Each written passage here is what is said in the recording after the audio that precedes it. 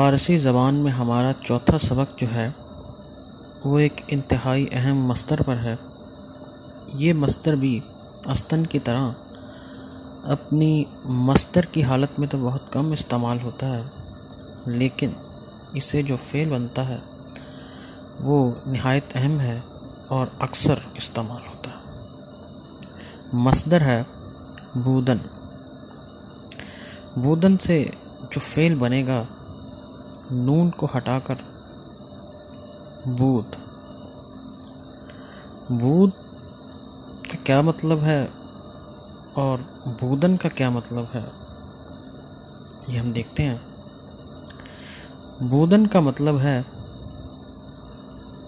किसी चीज़ का होना लेकिन माजी में,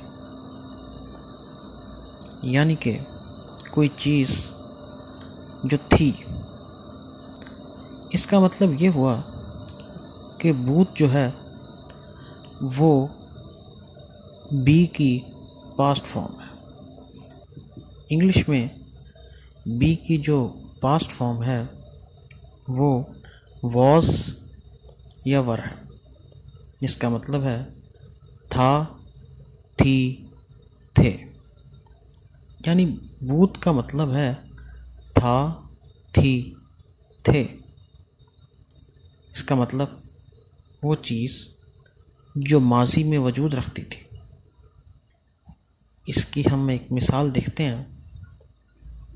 इस मिसाल में आज के सबक के साथ पिछले 2 सबक भी रिवाइज हो जाएंगे। उर्दू में हम कहेंगे वो सबक आसान था, ये मुश्किल है। वो ज़मीर इशारा है, इंग्लिश में इसे डैट कहते हैं। हमने पढ़ा था कि इशारा बईद जो है फ़ारसी में उसको ऊन कहते हैं।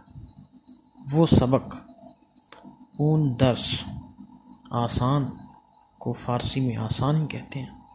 और था हमने पढ़ा कि इसको बूत कहते हैं।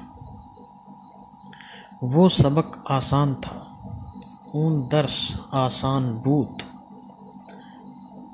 That lesson was easy। ये सबक मुश्किल है।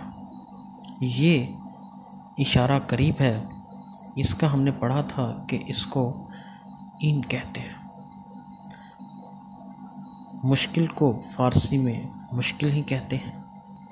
और है हमने पढ़ा था कि इसको फ़ारसी में अस्त कहते हैं।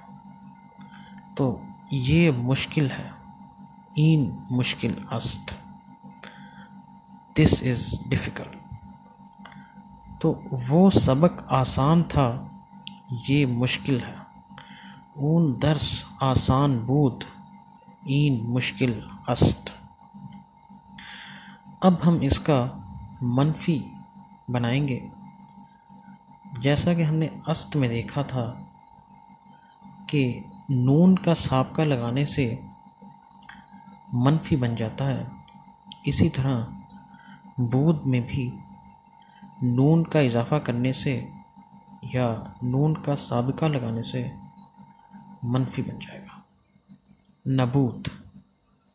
नबूत का मतलब है नहीं था, नहीं थी, नहीं थे, या फिर वॉज नॉट, वर नॉट। इसकी भी हम एक मिसाल देखते हैं। वो सबक मुश्किल नहीं था, लेकिन ये मुश्किल है। वो सबक ऊन दर्स मुश्किल, मुश्किल और नहीं था नबूद, लेकिन को फ़ारसी में लिख कहते हैं। ये ई मुश्किल, मुश्किल और है को फ़ारसी अस्त कहेंगे। वो सबक मुश्किल नहीं था, लेकिन ये मुश्किल है।